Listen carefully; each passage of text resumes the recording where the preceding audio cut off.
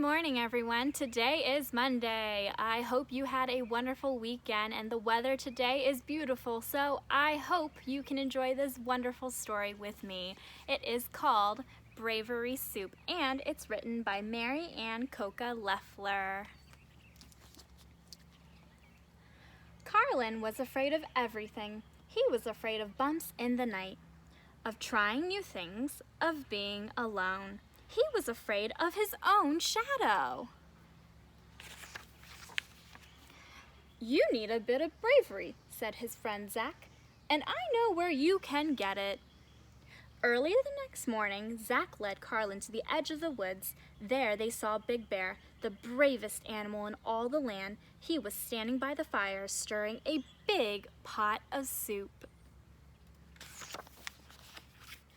"So, you want some bravery soup, do you?" asked Big Bear. Yes, stammered Carlin. "Well, I'm mixing up a batch of bravery soup right here, but I'm missing an important ingredient. Will you get it for me?" asked Big Bear. "Will it make me brave?" asked Carlin. "Most certainly," said Big Bear. "But your journey will not be easy. You must go alone through the forbidden forest to Skulk Mountain. On the mountaintop you will see a cave. In the cave you will find a box. Bring that box to me." Carlin gasped. "Alone? The forest? The cave?" His knees were shaking. "You are braver than you think," said Big Bear. When the animals heard that Carlin was venturing into the forbidden forest alone, they gathered around him. "Here is armor to protect you from the wild beasts." "Here is a basket of food. The forest is full of poisonous plants." "Here is a raft to cross the raging river." "Here is a big stick to fight the fierce monster that lives in the cave." Wild beasts, poison, raging river, fierce monster. Carlin's whole body shuddered. Then he remembered Big Bear's words. "You are braver than you think." Now or never, Carlin thought. Slowly he walked into the thick forest. His friends waited for a while, growing more and more worried. "It is much too dangerous for little Carlin," they said. They decided to search for him. As Carlin's friends entered the forest, they came across the armor. "Oh, he is hurt!" They found the basket of food untouched. "Oh my, he is starving!" Then they spotted the raft floating at the river's edge. "Oh no! The river has swept him away!" But Carlin was not hurt. He had soon realized that he could not walk fast wearing the heavy armor. "I can flee the beasts more quickly without it," he thought, so he took the armor off. Carlin was not starving. As he walked along, he noticed animals and birds feasting on fruits in the forbidden forest. He saw some strawberries. "I can eat these," he thought. So he dropped his heavy basket and ate the delicious fruit.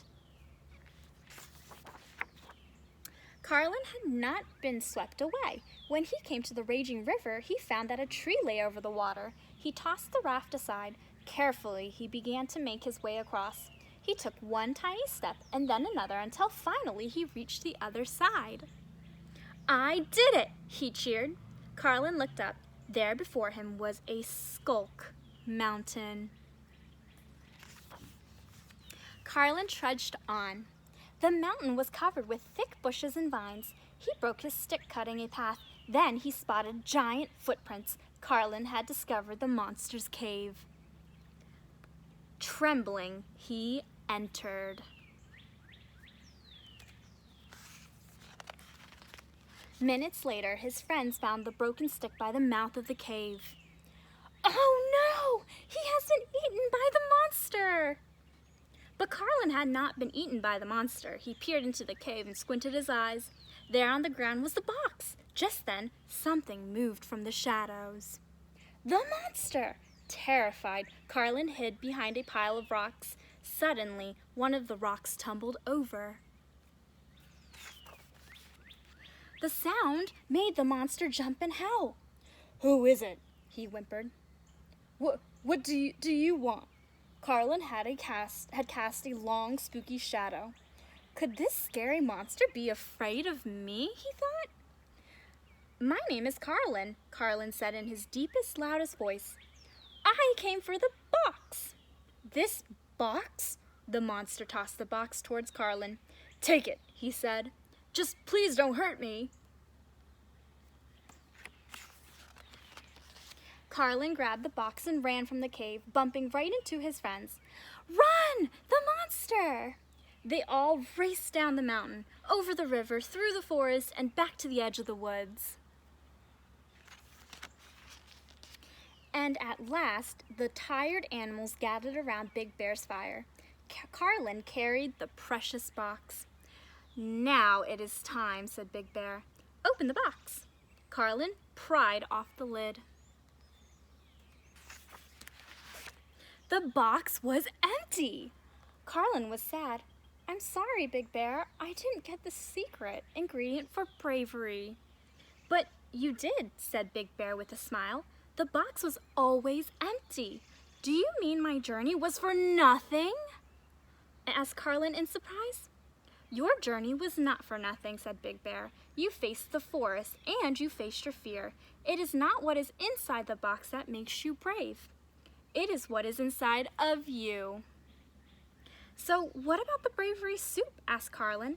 It's called Bravery Soup because I only serve it to the brave, said Big Bear.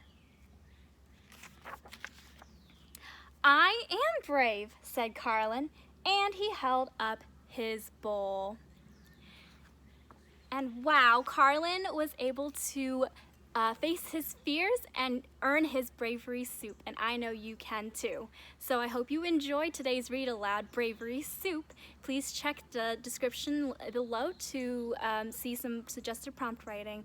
See you next time, friends.